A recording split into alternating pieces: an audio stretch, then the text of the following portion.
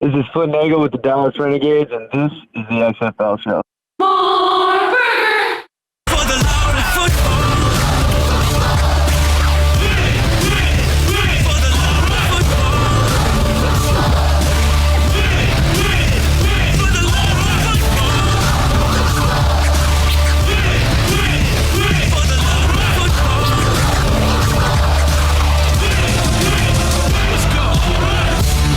If you smell what the XFL is cooking. Welcome, football fans. This is For the Love of Football. This is the road to 2022, and this is the XFL Show. I'm Alan. And I'm Bryant. It's morphin' time because we got the XFL's answer to the Green Ranger, a running back so explosive that he had some defenses in 2020 screaming, "Ay, ay, ay, ay, ay." This is episode 148. This is exciting, Bryant, because we got Mr. Excitement on the show. Mr. Excitement, Martez Carter is going to be on the show today. Yes, we hinted at it a little bit earlier this week. We said that Mr. Excitement was going to be on the show, and he will be. So we're happy to have him. That was a lot of fun, man. It was one of the. I miss doing interviews. We used to do the good, crisp interview every single week, and now I feel like we got to go back to it, man, because it was great to talk to one of the players, especially the crowd pleaser, Mr. Excitement. Oh, the one of the most charismatic XFL players in 2020. Big game, big interviews, big personality on the show today. Just as you see him there flexing, he's going to flex with us, talk some XFL 2020, what he's up to, what he thinks of XFL 2022 from a player's perspective. You're going to get some insight from one of the coolest guys, I think, in the league this past year. So that's going to be a lot of fun coming up. Good, crisp interview, like Bryant said, and that'll be in the hot read a little bit later, Bryant. But we have some other stuff to take care of this week. We've got a dink and dunk around the league. 724-565 is the number to call. 724-565-4XFL. I only gave half the number because I had to get it up there. These gimmicks we ended up buying just because you need to remember the number. That's been the same. I do. We literally only have these graphics not to make the show look any better. That doesn't matter. So I could remember the number because there's like 9 other. I want to say 867-532, whatever it is, the song. I want to call Jenny, but call us 724-565-4XFL. That's the number. 8675-309. 412. Hail to pit. All right. At XFL Show is the social media handle. You could hit us up on Twitter. You can follow us on Twitter. You can get other stuff on Twitter that we're going to tell you about in just a moment. But interact with us. That's what we do. Brian doesn't want me to let the cat out of the bag.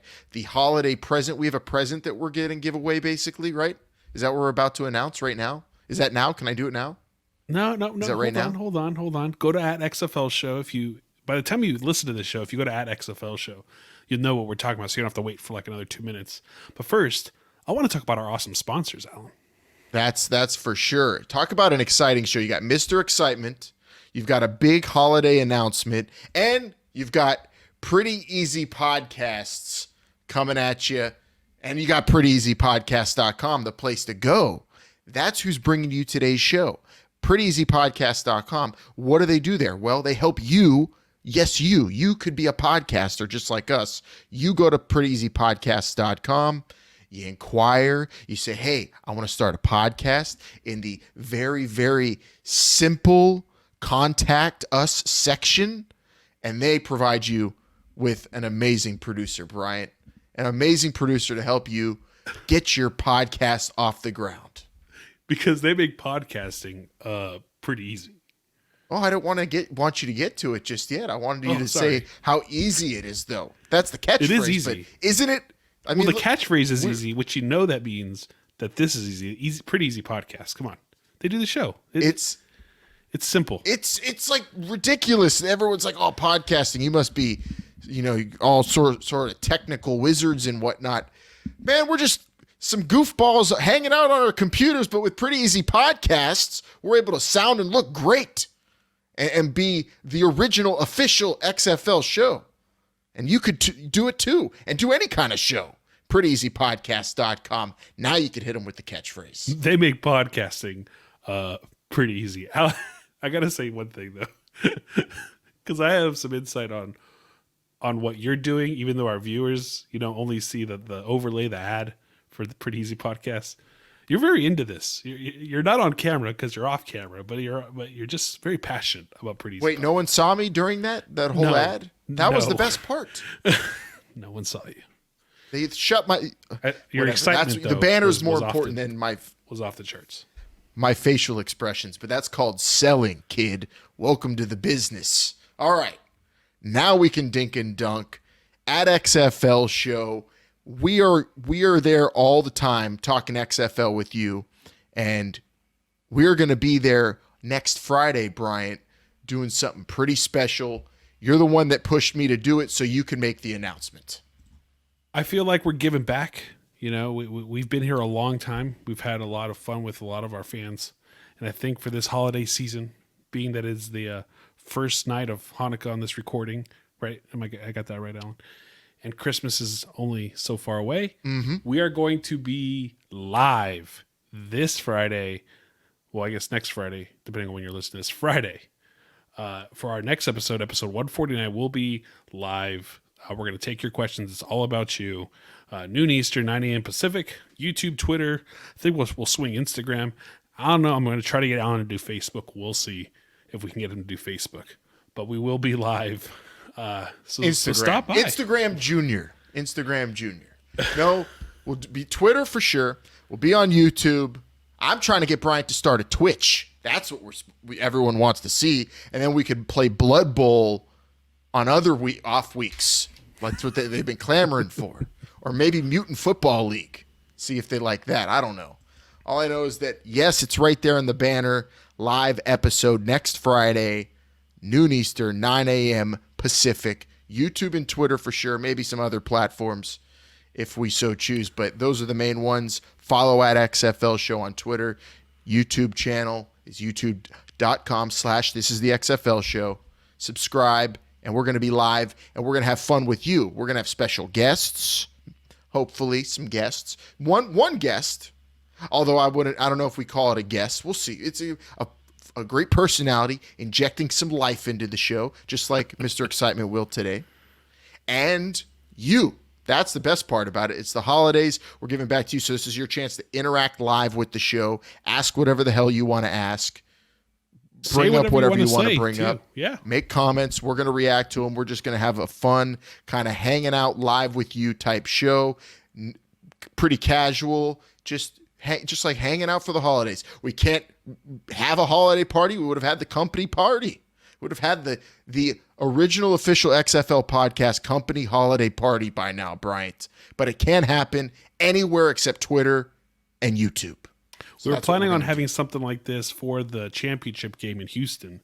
Fortunately, that didn't happen, but we're pushing it now. We're going to have it. December 18th, we'll be live for episode 149. This is for you. Oh, I might have just figured out the name for that episode. This is for you. This is you show. You mama. Okay, more dinking and dunking with that big announcement out of the way. Did you see the Steelers lose their first game of the year? Yeah. Yeah, and did you see Logan Thomas, who used to be a quarterback in college, dominate that game in tight end for the Washington football team? And remember, just a few weeks ago, we were laughing about quarterbacks trying out as tight ends in the NFL. Talking about Tyree Jackson, Nick Fitzgerald. I'm all for that now. I'm now a believer. Ex-quarterbacks can play tight end in the NFL. Give Tyree Jackson his shot after what I saw Logan Thomas do. I am all for having a position player be a quarterback in his earlier career. I think we saw that with the Ravens, so I think it's always a good idea to have somebody who played quarterback at some point in their lives playing a position that of skill. Tight end, wide receiver, running back, whatever. Dude was everywhere. He was. He dominated. It's the reason you lost that game. Right? Yeah, that, and also like the Steelers have like 14 drops among all their skill players of the last two games, and more than half of them were in that game. It was very ugly, that game. And Now does Cleveland actually, catch the Steelers? Ooh. no, it's not Another happening. podcast, different podcast. Let's move on. Just wanted to shout out Tyree Jackson, who again I think had another tryout. I forget which team I read. Man, it's tough to keep up. Shout out to Mike Mitchell, who keeps up with all that stuff, and that's where I read it. Friend of the show, who basically has his the tabs on every single XFL player who's come through the NFL or even had a tryout in the NFL. I want to know what his Google alerts are to get all those alerts on time. I know. Mine are pretty.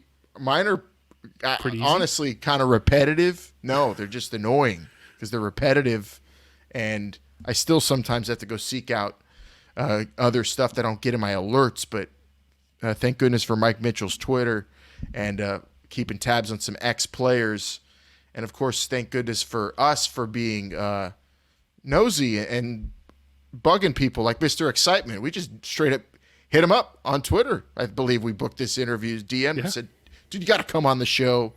We're looking for some ex-players to come on the show, and that was the first guy we thought of because, I mean, the camera was like a magnet to Mr. Excitement with the Wildcats, and it's going to be a lot of fun. People hearing that interview coming up here, Brian. But we have a couple quick tidbits to get through before we talk to Mr. Excitement, if you are ready.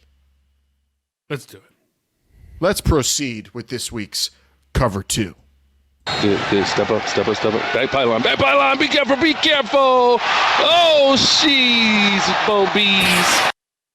She's Bobies, Pep Hamilton.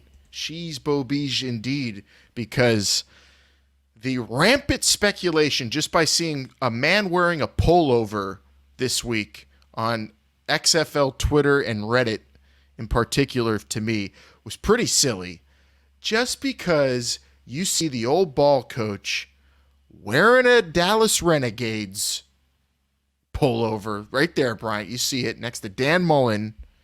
Does not mean he's going to coach in the XFL in 2022. No. But everybody was talking about that. And I was more concerned with the OBC wearing shades indoors than him wearing a Renegades pullover. But a lot of people talking about that picture that's up on the screen right this week. Alan, you have. I mean, look it up close and personal. That is a Dallas Renegades jacket, and was he holding up a? You can't even order that anymore. I didn't even see that on the shop. Well, I don't know. That might be tequila, bourbon, maybe. Is that a tiny ginger ale? Now, do you think he's just friends with Bob Stoops, and that's why he has that jacket? Yeah, I'm sure he was cool with Bob Stoops or Hal Mummy. I mean, whatever. I mean, who wouldn't want a Dallas Renegades pullover? They're cool. Cool logo. I mean, he's probably got friends there too. I don't know. All I know is that it's just because he's wearing. I'm wearing a Hail to Pitt shirt. Doesn't mean I'm going back to Pitt for a third time for another degree. Almost. That would just be speculation. I'm concerned with the sunglasses now. That's gimmick infringement, and I have something to say on behalf of Jerry Glanville. Steve Spurrier, step off. That's not your gimmick. That's not your look. I know Steve Spurrier's worn shades at like the Arby's. He's got that, but it's bright in there. This looks like it's dark. It's probably why is it bright inside of an Arby's? They got those for us, like the office I'm in right now. This is I feel like I'm in an Arby's. But man, that's gimmick infringement, old ball coach. And I don't expect to see you. They're not. It's not as cool as those are. Like actually more like maybe he just had cataract surgery type glasses. I don't know. They're like covering the sides too. No, he will not be coaching the Dallas Renegades. I put that at 0%. 0% for Steve Spurrier's. Well, you didn't even ask the question, but yeah, that's fine. 0% chance that he actually coaches in the XFL. I think I'm with you there, Alan. Real quick question on this though: is it more silly to leave the mask on when you're taking a picture, or let it hang from one ear? I think hanging from one ear. I mean that looks goofy. We know Dan Mullen doesn't give a rat's ass about masks, so he said as much. And so I'm just surprised they're even near his face in this picture at all. And hopefully Steve Spurrier is all right being near Dan Mullen, who is all around all sorts of people as an active college coach right now. That looks like a dangerous scenario for a guy of Steve Spurrier's advanced age, who, again, that reason not even being the major factor. I bet he wants to still coach, but I don't know. I just don't see it happening in 2022, although I would imagine the swagger of Spurrier would attract Dwayne "The Rock" Johnson and company, and they would want a guy like that at the helm of a team, but I just don't think he has it in him anymore. But he had the Apollos He's coached. going, but he that coached was 2 years ago. Apollos. Yeah. 7-0, 8-0, 7, 8. I forget how many games he did. 7-0. But was he? How active was he in that? And I don't know. I don't feel like the AAF coaches were as active and involved in the league as Well, we the all know XFL Mike Martz coaches. didn't even want to be there. Like, that was just... Yeah. Alan, Didn't I'm another having coach, too like, much fun just with this quit zoom in. Look at those with Atlanta? shoes. Coach Spurrier with the nice... I think those are He's Asics. zooming in on this whole. This is look at this. all right. This is We gotta getting break like, this down. This is Yeah. this is I don't know getting what- way too much like we're looking at like the JFK Zapruder film or something and analyzing every angle. Well, I see Get an rid of S in the this. back, Alan. Did you see that? Let's There's an S talk in the about back. an Maybe he's coaching maybe he's gonna coach Stanford.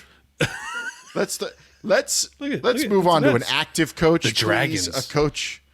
Part 2 of the cover 2 here. A coach that is probably going to be coaching in 2022 in the XFL. We don't know, but the news coming out from Dennis Dodd of CBS this week that Jonathan Hayes, the former Battlehawks head coach, is interviewing or has interviewed for the vacant Vanderbilt job, Brian, and the Vanderbilt job becoming open after Derek Mason was fired. 7 losing seasons there, although, to his credit, beat Tennessee 3 times in a row. But he's no longer there. It's the toughest job in the SEC. It's a job you take where you know you're going to be the doormat of the conference. But Jonathan Hayes, coming from the XFL, an SEC head coaching job would be pretty awesome. But interesting. Is he a real candidate? Or are they going to go with someone who's maybe hotter on the market from a coordinator spot at another school? He's coming from the XFL, pretty high profile, but is it as high profile as someone coming from, I don't know, a Big 12 school? I don't know. All I know is that if I'm Jonathan Hayes, he interviewed for it, so he obviously wants it, but I wouldn't want this job. This is like one of the hardest jobs in all of college football, and he's definitely going to be a head coach. He should be a head coach. He's not going to get an NFL head coaching job, most likely. He can get a mid-major head coaching job, which I think would be a little more fun, probably a lot less lucrative. But I feel like if your ultimate goal is to be a big-time Power 5 head coach or a NFL head coach, this job at Vanderbilt is super tough. James Franklin propelled himself to Penn State from it, but other than that, I don't know. And as an XFL fan, I'm hoping Jonathan Hayes is back and involved, but as one of the creditors, he might have a sour taste in his mouth from his time with the Battlehawks, not because of St. Louis or anything, just because with how the league went bankrupt. But interesting to see an XFL coach's name in the news this week, Bryant, pursuing a pretty high-profile job here in Vanderbilt. I mean, the man has a reputation, right? He was in Cincinnati for so many years. He's been a coach. I think he got his real first crack at head coach, right, with the Battlehawks, if I'm not mistaken. Yep. He did a great job with Jordan Ta'amu and company. I think, I mean, do you think he can hold on to that position if he gets it at Vanderbilt? Like, how long do you think he'd hold on to that position for? It's that job is so literally. Or do you think he's one guy holding in on to our- hope that he's going to get the XFL job back? Because he actually does want to go back. He's not holding any grudges against them. Okay. All right, you don't need to do it anymore. I know what you're doing here. Coach Hayes, he held, yeah, la, la, la. Every single Except that Coach Hayes. Coach Hayes held me every single down when we played back in the day with the Raiders and the Chiefs. Now that that's out of the way, I know that's We had to get that in there. Listen But to what I honestly, say. holding on to the Vanderbilt job for 7 years the way Derek Mason did is like as good as they could hope for to have a guy stick around that long and be kind of competitive. And as long as a guy can hope to have that job without getting fired and them getting antsy and wanting a new person in there. So it's a job that is always a job you take in hopes of impressing another school. That's the reality of the Vanderbilt job. So he has these options. Try to go that James Franklin route. Hold off and become an assistant in the NFL. Come back to the XFL, or just stay out of football and be an NBA dad. And Jonathan Hayes does not want to do that because he has way too much football coaching left in him. He's only 58, and I know that sounds old, but for coaching, he's got another 10, Sounds 12. old. No, We're not that far from 58. Don't say that. Scare me.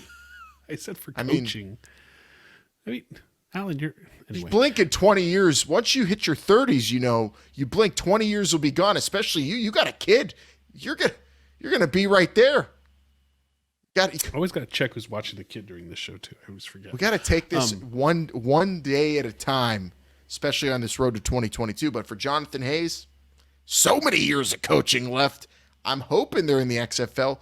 I would put that percentage really low, and I would put the percentage that he is coaching a mid-major college team at that my highest percentage. I don't know what number. I'll throw a number at like 55%. That's where I put that rating at. But Vanderbilt, does he get the Vanderbilt job from what I've been reading? No. It looks like they are going to try to get a little bit of a splashier hire within the SEC ranks.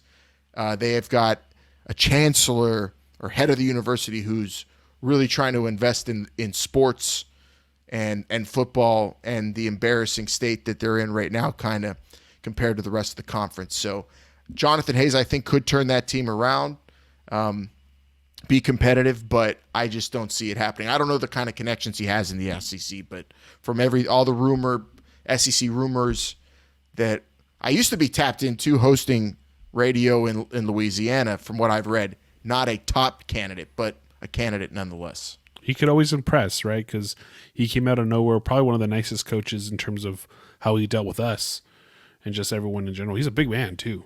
Huge individual. He's huge. He did not threaten to beat us up for eavesdropping on his meetings or being at his practice and talking to people we shouldn't be. So that was nice. And he never bear hugged me, ever. Who did that? You want it? I'm I'm going to give it to you right now. I'm not going to name names. But some of my favorite Cheese coaches and bear rice. hug. Some of my favorite very head coaches bear hug me. You But we'll keep an Battle eye Hotspot, out on. Did it make it down to location unknown? No, it's not. I said I'm in Miami. Everyone knows this. I don't know. World travel. I'm not allowed to be home in 2020. It's like the opposite for everyone else. Stay at somebody who else's knows where home I'll be orders. next. Got it. Yes. And what are you putting it at? What do you think he's going to end up? You think he'll get you're going to predict Vanderbilt head coach? I don't What does think I'll Jonathan predict Hayes end up Vanderbilt. I don't know enough about the situation to say that he would be. I mean, I could definitely see him impressing the Vanderbilt. Someone says, "Hey, you should interview Jonathan Hayes," and they're like, "Okay, we'll bring him in for an interview," and then he can totally impress them. But does he want to do the work that goes on with college football? He hasn't been in college football in almost 15 years, something like that. So is that the route he wants to take, or does he want to go back to the pros? So I don't know if I said it on this one or on our Hail to Pit podcast I do with our good friend Vince and R.I.P. his wife Pam. But I might have said it on this show. Why would you want to be a college football coach this day and age unless they're throwing millions of dollars at you and you are going to make so much less money at another school or at another job? Millions of dollars. and millions of dollars. Really? Because this is like a really stressful job. So much. There's so many you have to please. So many people you have to please. You have to also the grind of just going through a season. Not to mention, a pandemic. Like, I do not envy any head coaches in gotta college recruit. this year. You got boosters, you got the administration, the The students. changing landscape of college Where do the sports. students land in a ranking of people you have to please at a college program? Bottom, the Like, very bottom. I'm sorry, I mean your athletes, your players, probably at the bottom. Ed Orgeron and LSU just lost the highest rated tight end ever to come out of high school. They just left the program, and that is like number 436 on his like things to worry about the most list right now at LSU. Out of 437. They're the defending champions. I wouldn't want to be a college head coach. You think Coach O is on the hot seat? Right now, no. I wouldn't put anyone on the hot seat this year. He isn't, especially. They're not going to do that to him. The man's going through personal turmoil, a divorce and all that, and then the team getting hit with players leaving for the NFL and the pandemic. Like, he's getting a mulligan year, a bye year, essentially. But after all next this year is to lead to why we don't think he's going to be he being Jonathan Hayes is not going to be in college football. Yeah, I think I put better chances than you would of him returning. I don't think he's holding grudges. I think he just wants the money. He's a good guy. He's trying to get what they can out of this lawsuit. Fine, but I don't think he's holding a grudge. He doesn't seem like the man that will hold a grudge from what we dealt with him. No, I don't think it's a grudge issue. It definitely looks like it's a fiscal decision, a money decision to go after this kind of job. This is a big job, but you're gonna get paid. I think they said Derek Mason's leaving with like $3.5 million this year, and Vanderbilt's never on TV. How do they make that much money? It's Vanderbilt. They got it's a very pricey school there. Are they good in anything other than I've realized women's soccer that they just won the national title, but I don't know where else they're good at. Oh, baseball. And I think medicine. I think it's a good medicine school. I want to say. Could be wrong. Anyway, I covered the SEC thoroughly for 3 years, but I'll tell you, never Vanderbilt. Baseball, a little baseball. They're decent. I said They're baseball. good in baseball. Yeah, they. I'm rooting not against him not getting this job for, I want him to succeed and be happy. I like Jonathan Hayes, but selfishly, I don't want him to be the coach at Vanderbilt. I want to see him in a different spot, hopefully in the pros, and by the pros, I mean the XFL in 2022. But that's selfish thinking, and we'll keep an eye on it. We'll see what happens. NBA dad currently and future head coach somewhere, Jonathan Hayes, interviewing for the Vanderbilt job. All right, Bryant, if you're ready, I'm ready. Let's set this thing up. Mr. By God Excitement.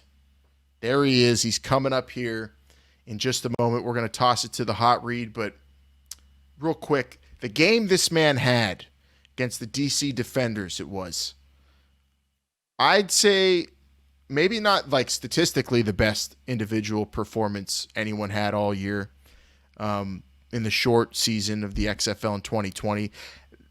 That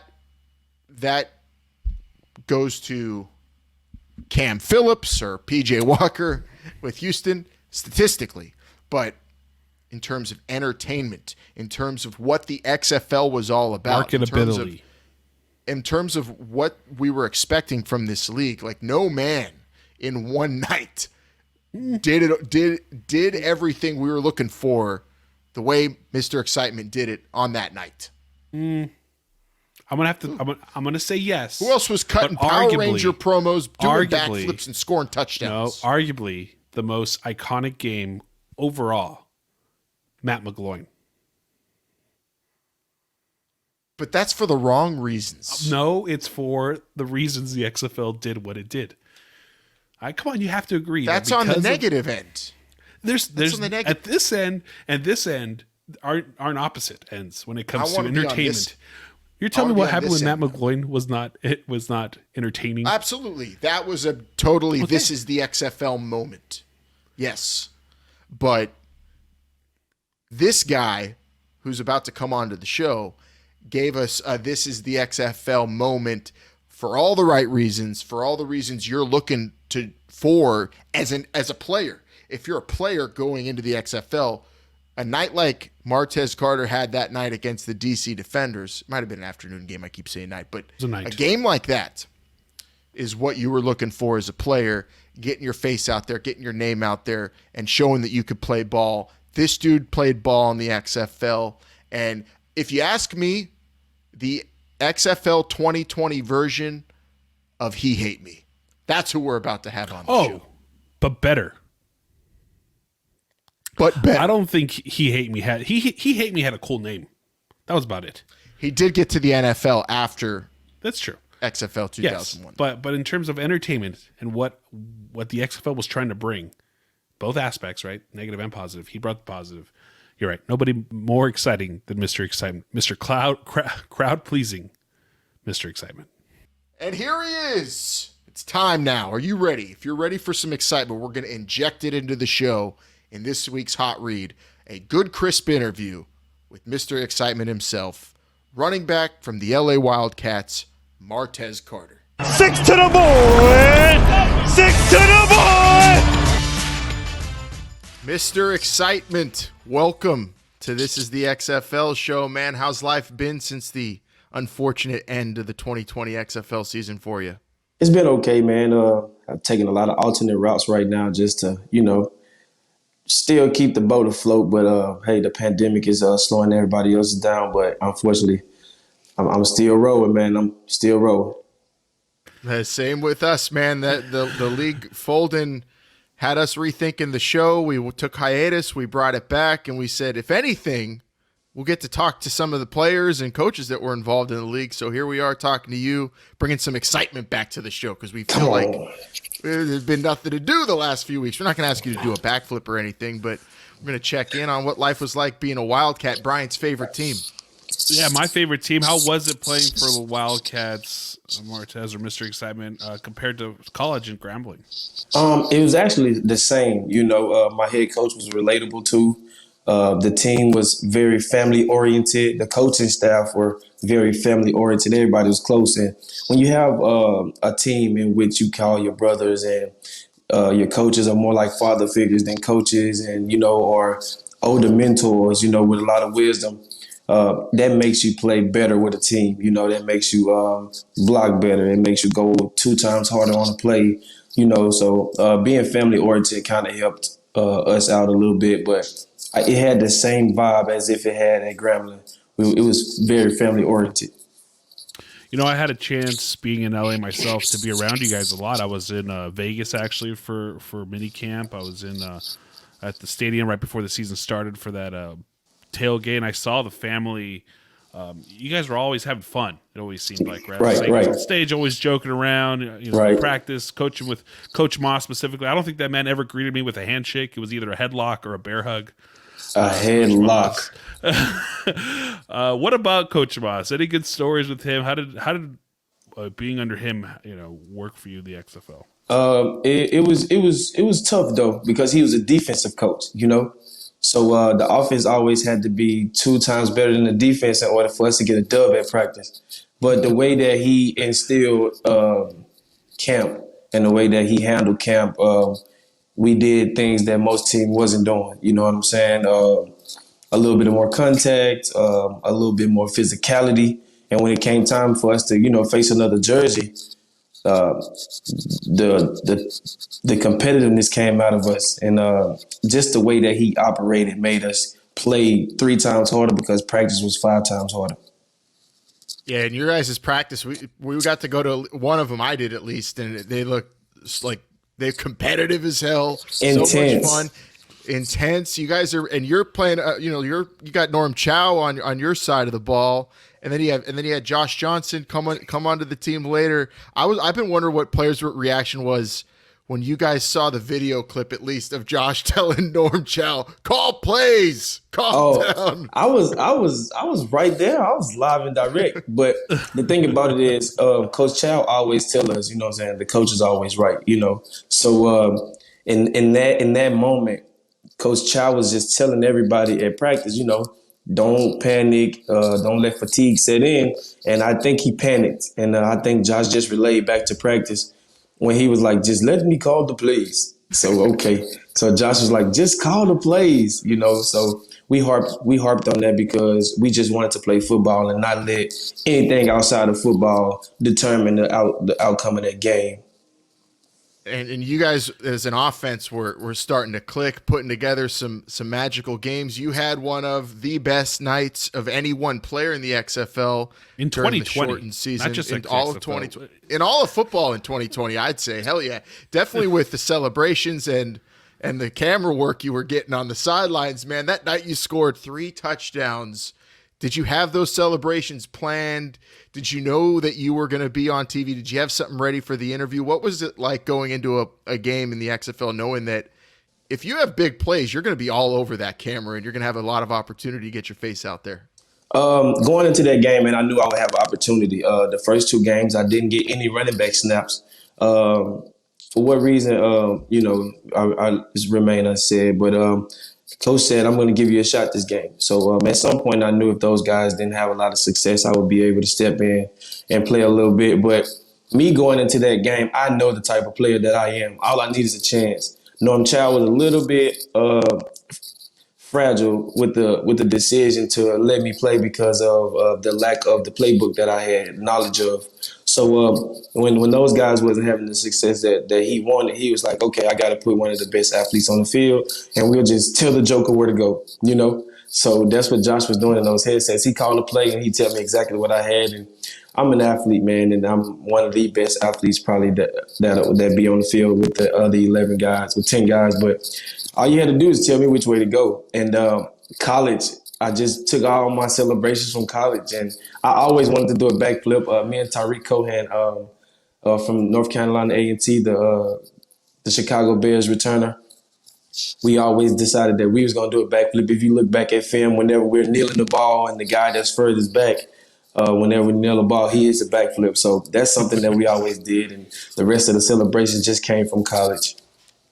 Well, and different you were from just like, college. it's more. He was just like, it's morphin time on that night, right? You were throwing out the Power Ranger references and on the sideline too. And I was all Jenny, about that. Jenny brought that out of me though. That was Jenny Testone. She's a great reporter, man, and she did some digging and brought all of that good stuff out in order for you guys to see what kind of character I really am, which was a great idea in my perspective.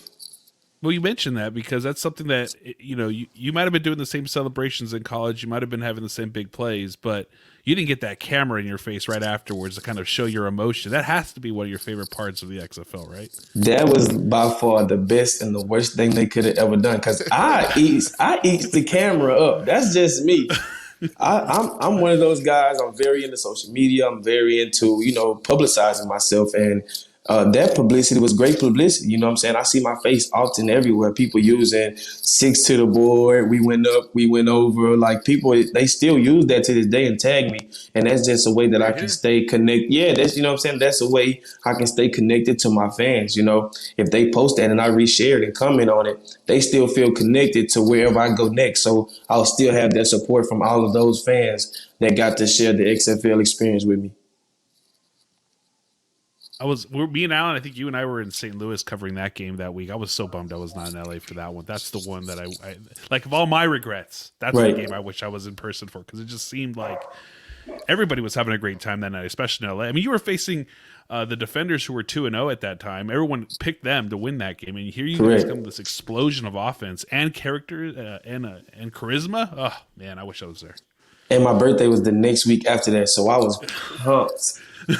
I was pumped. Right after the game, they named me the starter for the next game.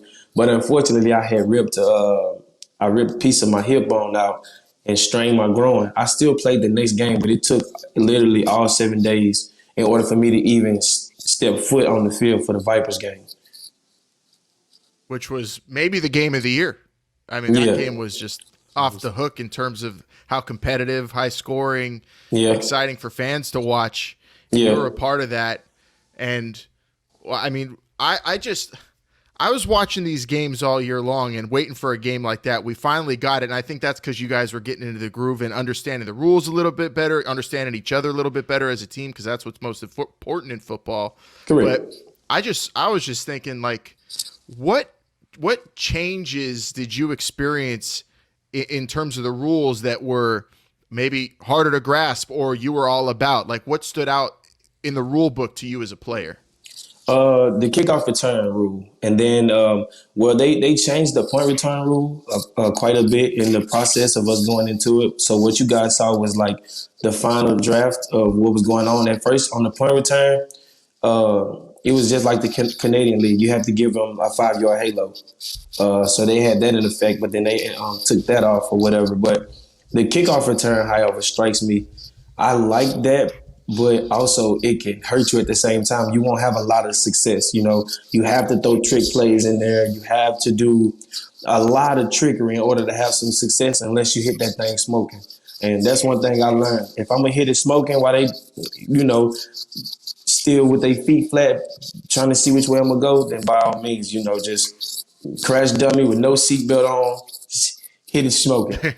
So the kickoff return rule and the point, the special teams in itself, and the way the 2-point conversion goes, that's a little bit different, so. I'm taking a survey though here now, Mr. Excitement. We want to know going into we got a whole year of build up to XFL 2022. So anything you want to let it be known in terms of the rule book that you think should be added or taken out that was in 2020? I actually like the way it's going right now. And I feel like the way The Rock will come in and incorporate a lot of people that he knows. I just feel like the personnel that he has access to will put more people in the stands. You know what I'm saying? Like just if Jenny Tad and Kevin Hart come and takes a game or doing the sideline interviews or whatever the case may be, I feel like everything that they have going on right now is being put into perspective, but they're going to take a lot of stuff from the players. I'm pretty sure that survey is going to be asked from the players, like, how can we, make this whole process better for you guys? But right now, I wouldn't really critique anything as far as the way that it flows. I actually like it, me, myself. What about during the season? We loved it, and that's why we're still here, right? Even as we hope for more football here in the spring. But did they take your input during 2020? I guess it's a question we never really get to ask players: is how much of your, hey, coach, I don't know about this punt rule, or I don't know if this is actually going to work. Did they actually ask for your feedback? Sam Schwartzstein and company when it came to like the rule changes that they were trying to implement. Yeah, most certainly.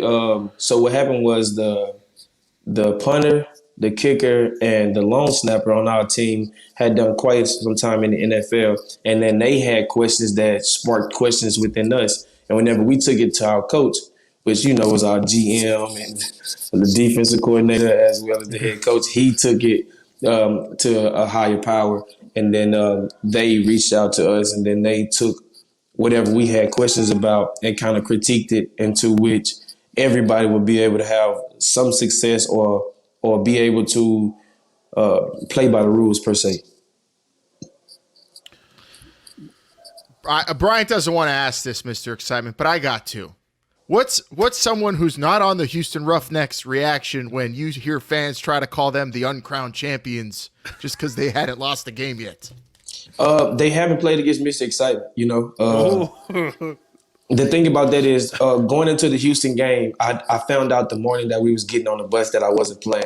I was extremely hurt because you guys seen what I'm capable of. But like I said, due to the lack of playbook that I had knowledge of, I wasn't able to travel. But by far, y'all see, there's no disrespect to any of my teammates, anybody, but I'm probably one of the best running backs that we had. I could have played fullback for us. As you've seen, I scored a touchdown on fullback. I've scored running back touchdowns. I can catch out the backfield. You can line me up at slot. But I had a lot to offer to that roster, regardless of whatever the case may be that had prohibited me from traveling to those first two games. But like I said, I feel like if we had me to extend those drives along with Josh, then we wouldn't have had those problems with those guys putting up those points. We barely lost to the Houston Roughnecks, but if they, it's like Josh too that game, by the way. Yeah, we didn't have Josh. Yeah. So and we just brought the quarterback that we had out there, and then we had to put Big Two out there. But like I said, if we had the pieces to the puzzle, that's just like Lamar not playing. You see the difference in last night's game and the games before. He was able to extend those drives and make it a little easier on everybody else. Because if Mr. Excitement was there, they was gonna load that box up. You hear me? Yeah, they would have. love That it, was a different Wildcats team week 1 Yeah. than we saw the rest of the season, for damn sure. Most certainly. Martez, I guess the last question we'll ask you here, and I think it's something we've asked everyone here, but I don't want to ask it too directly. What are your future plans in football and for the coming season and coming iteration of the XFL? Okay, so I got a couple of tryouts coming up for future contracts in the NFL.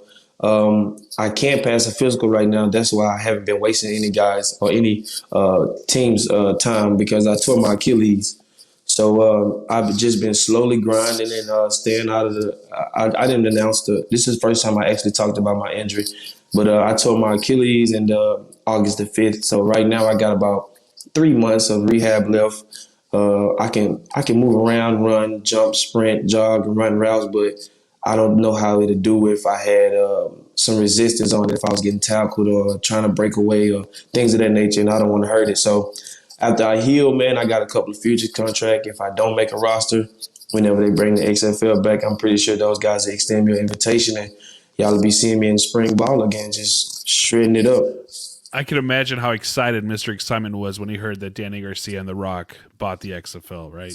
Hey, look, that's right up my alley. Those guys are guys with a lot of character. They are going to bring out the best athletes, and they're going to make sure this thing is handled properly. So when we come back, I feel like it'll be a better situation for the players, not only the coaches, but the whole organization.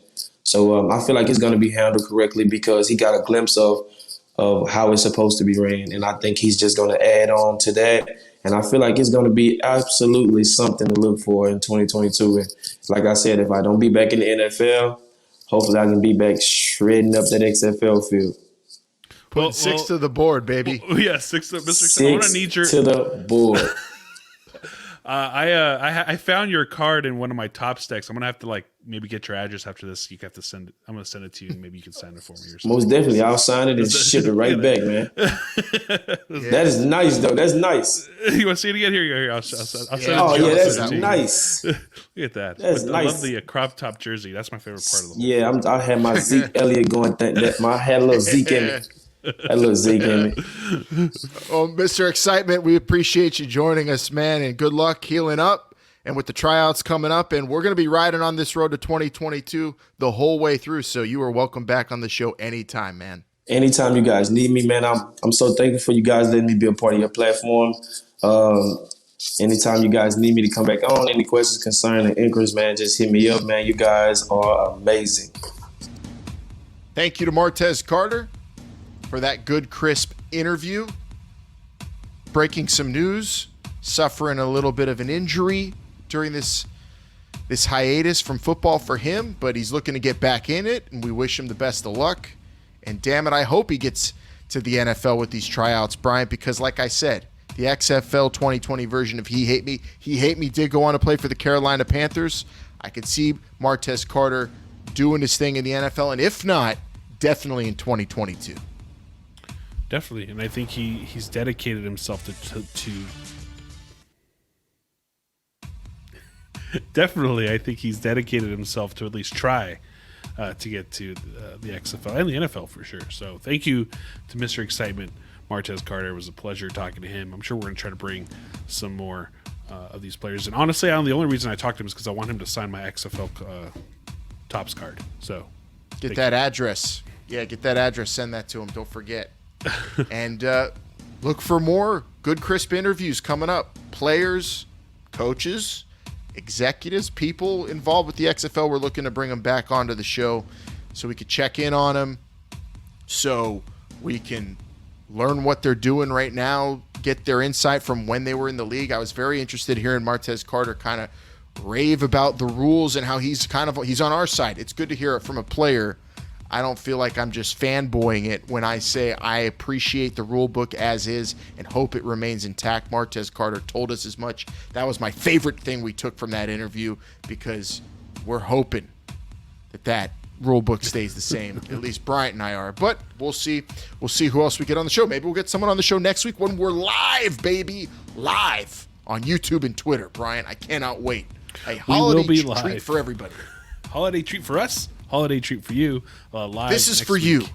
Episode 149. This is for you. We will be live to take your comments and questions and just have a good old time. It'll be casual, super cash. Maybe not Alan in a robe in front of a fire casual, but it still will be somewhat casual. Regardless, if you can't make it, make sure you hit up our fan line, 724-565-4XFL. Leave us a comment, text, call us, do whatever you need to do. You can follow Standard us. Standard text messaging rates apply. Thank you very much. Follow us on all social media platforms at XFL Show. You can also tell your friends about us. Rate us 5 stars on your favorite podcast gimmick. We drop every single Friday morning. And subscribe on YouTube. The button's below us if you're watching on YouTube. Hit the subscribe button. YouTube.com. Especially for that live show. That live show, they'll get the alert when we're live if they subscribe, Bryant. They got to do that. Yes, they will. YouTube.com/This is the XFL Show, the official YouTube page of the XFL Show. Who is your favorite Power Ranger? Red, all the way. Jason, baby, all the way. Red. All the way. That's what it's all about. I didn't want to ask Martez Carter. You probably that. still would have said Jason. Huh? Me? Tommy. Billy was blue. Tommy's green. Zach was black. Tina was yellow. Kimberly was pink. Trina, not Tina. Trina was the Yellow Ranger. This was 30 years ago. Come on. You have to know your Mighty Morphin Power Rangers. Martez Carter, though, my new favorite Power Ranger, a real-life Power Ranger. I didn't want to ask him that question because that would have, just like the end of the show, derailed the whole interview. But now I'm going to circle back with him and find out who his favorite was, and then we'll let everyone know and hopefully have him back on the show. But thanks to him again. Thanks to all of you for subscribing on your favorite podcast app, YouTube. We appreciate you. And next week, we're going to have a lot of fun together live on YouTube and Twitter. It's going to be a blast, and we're going to have some fun. It's going to be some holiday cheer right here on This is the XFL Show. Yep. And don't forget to check out our sponsor, Pretty Easy Podcast at prettyeasypodcast.com. Get started today, folks. It's that easy. It's that easy. It's the best. The best. Oh, my goodness. The best, absolute best podcasting experience you could ever have. And all you have to do is go to prettyeasypodcast.com. It is really, such a load off our shoulders working with them. But I digress. We got to get out of here. We'll see you next week live at XFL Show on Twitter and, of course, the YouTube channel. Until then, for Bryant, you're over there. For Bryant, I'm Alan and Martez Carter. This is the XFL Show. Remember, they're listening.